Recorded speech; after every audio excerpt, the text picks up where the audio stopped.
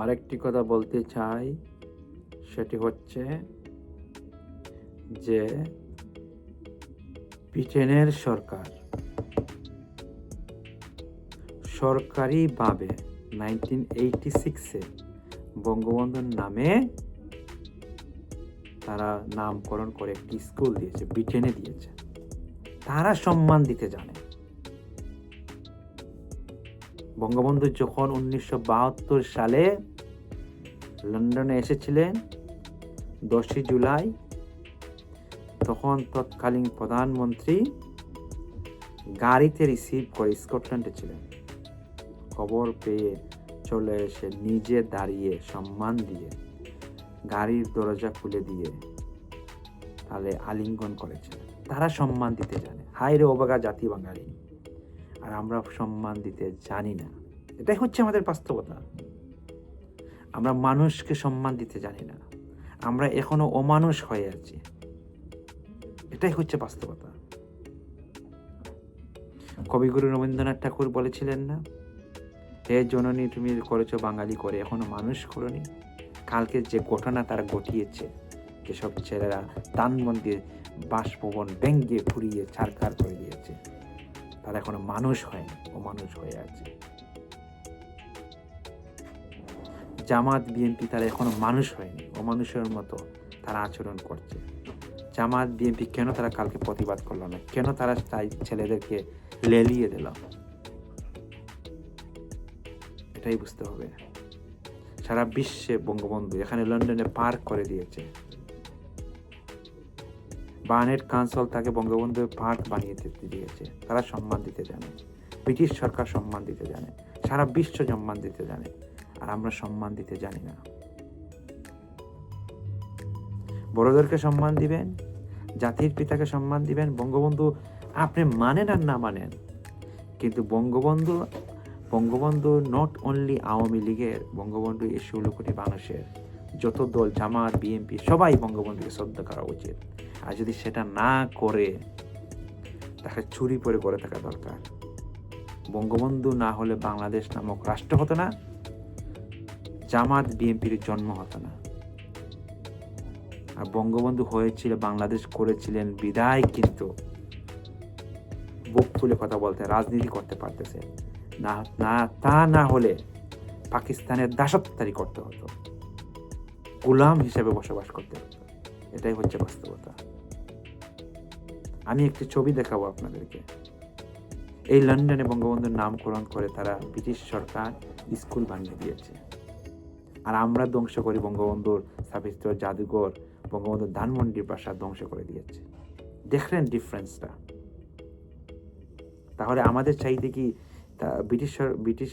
ব্রিটিশের সরকার, ব্রিটেনের মানুষরা ভালো? তারাই তো বলতে পারতো বিদেশি মানুষের কেন নাম করে দেওয়া হবে। তারাই ছেলেদেরকে স্কুলে পাঠাচ্ছে। এখানে বাঙালি ছেলে যাচ্ছে, ইন্ডিয়ান ছেলে যাচ্ছে, এখানে ইংলিশ ছেলে যাচ্ছে, বিভিন্ন দেশে বিভিন্ন আপনার ইংলিশরা যাচ্ছে। তারা জানে বঙ্গবন্ধু মানেটা কি, আর মানে বিদায় করতে সেখানে নামকরণ করে দিয়েছে। আর আমরা উল্টো, আমরা ধানমন্ডি ধ্বংস করতে জানি। এটাই হচ্ছে বাস্তবতা। যারা এসব করেছেন না, টিট ফর ট্যাট একটা মনে রাখবেন, টাইম উইল কাম। সময় যখন আসবে তখন আপনাদের স্থান কোথায় হবে। যারা বঙ্গবন্ধুকে সপরিবার হত্যা করেছিল, তারা ভেবেছিল তারা রাজার হালতে বসবাস করবে। আমরা এই বঙ্গবন্ধু মারা যায়, হৃদয় থেকে কখনো মোছা যায় না। এটাই হচ্ছে বাস্তবতা। ইনশাল্লাহ আমি বঙ্গবন্ধুর স্কুলের লন্ডনে রত্নাগিরি এলাকায় বঙ্গবন্ধুর স্কুলের ছবি নিয়ে এসেছি, আপনাদেরকে দেখাবো, আপনারা দেখবেন। আর আওয়ামী লীগের নেতাকর্মীরা চুরি করে থাকেন, বেরিয়ে আসেন, এখনো সময় আছে। রক্ত যখন আছে, সামনে গিয়ে গুলি খান, মরে যান।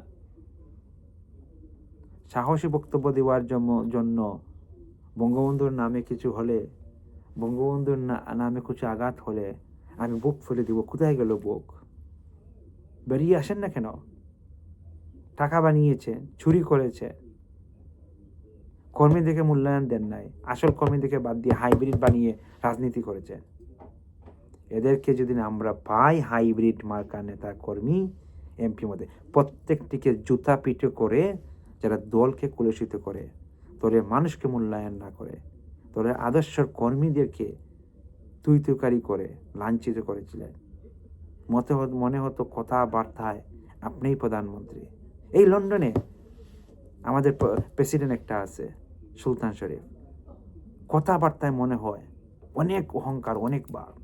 কোথায় এখনো বেরিয়ে আসে না কেন? তাহলে সে রিজাইন দেয় দল থেকে,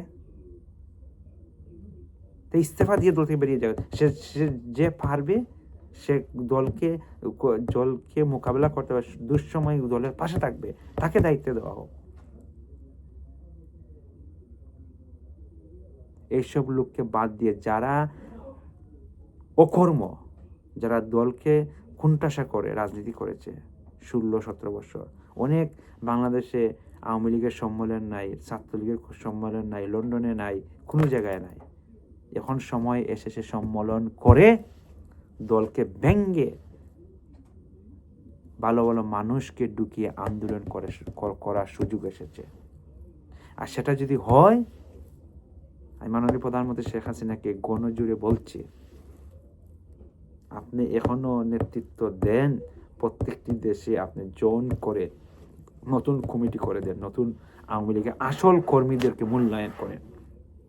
তারা গিয়ে আপনার সামনে দাঁড়িয়েবে, আপনাকে বাংলাদেশে নিয়ে সেখানে বাংলাদেশ পরিচালনা করার জন্য তারাই সুযোগ করে দিবে। হাইব্রিডটা পারবে না।